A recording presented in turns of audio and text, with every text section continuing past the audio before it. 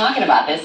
Nice temperature today. When the winds started up, it was cold. Yeah, and the winds are going to play a big role not only in how it feels, but conditions on the roadways again tomorrow. I know a lot of us were dealing with that during the evening commute. So here's what you need to know as you head out the door in the morning.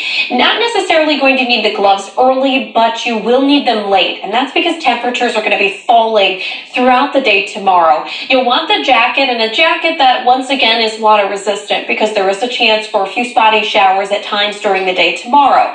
And while you may think the umbrella is a good idea, when you have winds that could gust as high as 35 to 45 miles an hour, we all know what happens to our umbrella when you have breezy conditions. Turns right inside out. So just make sure that you have that rain jacket on or something to keep yourself dry on the off chance you're outside caught under one of those showers. For us tomorrow, we're going to wake up in the morning and you can see temperatures are going to be somewhat comfortable. We're in the upper 40s to near 50 degrees. Typical highs this time of year should be in the mid-30s, so we're well above where we should be to start the day. When we look at your temperatures through the day tomorrow, you'll notice as we head into the early afternoon, we're going to push to about 52, 53 degrees around lunchtime. Then there is a sudden decline in those numbers as we head towards the afternoon and early evening. By the time we get towards 7, 8 o'clock, we're starting to fall from the 40s back into the 30s.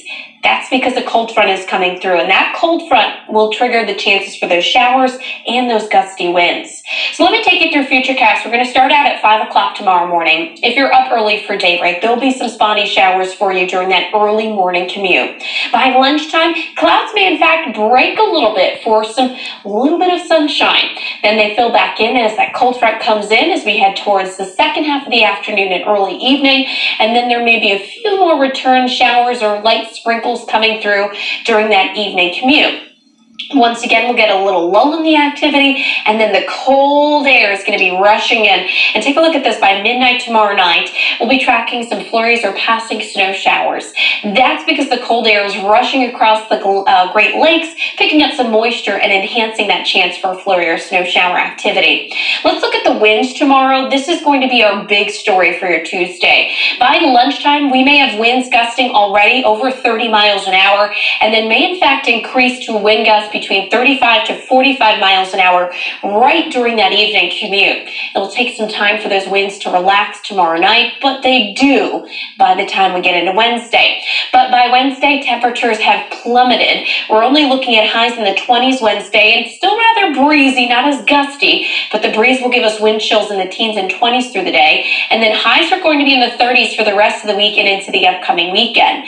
That cold air times up with our next weather maker, as we're going to be looking at the chances for some snow showers coming in on Saturday. Long-range models put us at a chance to see an accumulating snow, perhaps an inch, slightly more than that throughout the entire Miami Valley. So we're going to pay attention to that forecast as it comes closer. Of course, we're days away, so that could certainly change. Tomorrow, windy with a few passing sprinkles. We'll start in the 50s and fall. We're in the 20s come Wednesday. We'll be back in the 30s Thursday and Friday with that snowstorm coming in Saturday.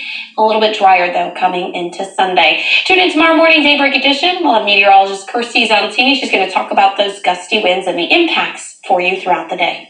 And a new Roosters did not open today as planned in Miami Township. Now, it is on Springboro Pike between the Dayton Mall and Austin Landing.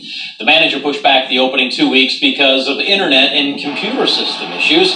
It has 55 more employees than its current location a few miles down the road on Springboro Pike.